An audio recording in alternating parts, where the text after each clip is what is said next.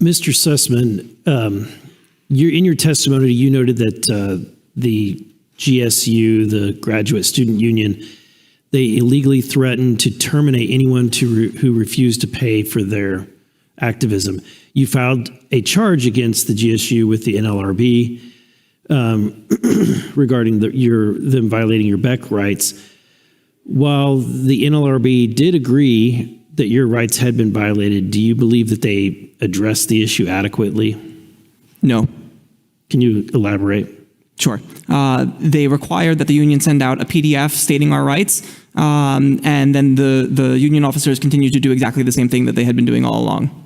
So they just continued. They're not doing any enforcement whatsoever. That's correct. Have you noticed other examples of politically motivated activity within the GSU that they've pushed on their members? They spend all of their time protesting against Israel. I'm sorry, I didn't hear that. They spend all of their time protesting against Israel. Okay. So they're spending so much time pushing against Israel. Did they take any steps whatsoever to protect the rights of their Jewish members? No. That you can recall? Not that I can recall. That's tragic. Mr. Taubman, in your testimony that you say that since October 7th and the attack on Israel, labor unions have become organizers of hateful anti-Jewish and anti-Israel propaganda and resolutions. From the discussions that you've had with workers, and it's tragic to hear that you're getting phone calls from all over the nation, have unions, I'll ask the same question, have you seen where unions have stepped in to take steps to protect their Jewish members who are being discriminated against at this time? Never once, and I have taken calls from all over the country, universities, hospitals, legal aid. Not one employee has ever said to me, oh, the union has helped me, or, oh, I can go to the union and they'll help me. None.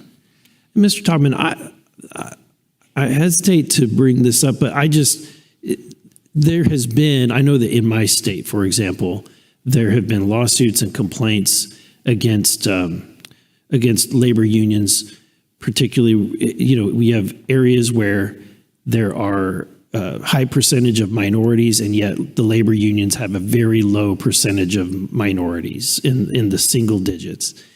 And so there's often been a history, and I don't know if you have any comments about that. It's just the nature of this system to create that somehow emboldens discrimination within labor unions and the history of that. Sure. I think the bottom line is the old adage, absolute power corrupts absolutely. If I can tell you, pay me or you're going to lose your job because I can get you fired, I would call that absolute dictatorial power in the workplace. And unions spend other people's money. Justice Scalia, in a Supreme Court case called Davenport, recognized that unions have a unique privilege in this country, the privilege of demanding other people's money, which they can then go use on all of these sorts of far-left, intersectional, woke politics, right?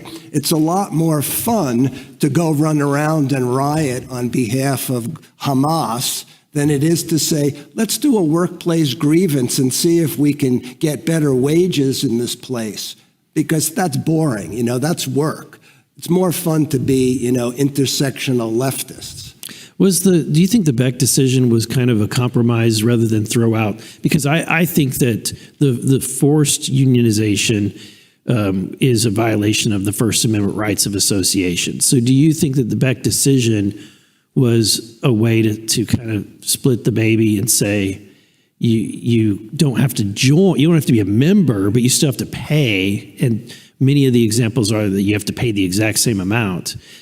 And so the question is, do people truly have a right of an association? Look, yes. And all of these decisions have been split the babies. If you go back to the original duty of fair representation decision, Steele versus Louisville and Nashville Railroad, where the unions were discriminating against black workers and refusing to let them join, The Supreme Court said, oh, we don't want to strike down the Railway Labor Act and these federal laws, so we'll create this thing called the duty of fair representation, and that'll fix the problem. Instead, they should have struck down these laws which violate people's free association rights. And we're going to continue to litigate to make that happen. And hopefully it'll happen in my lifetime.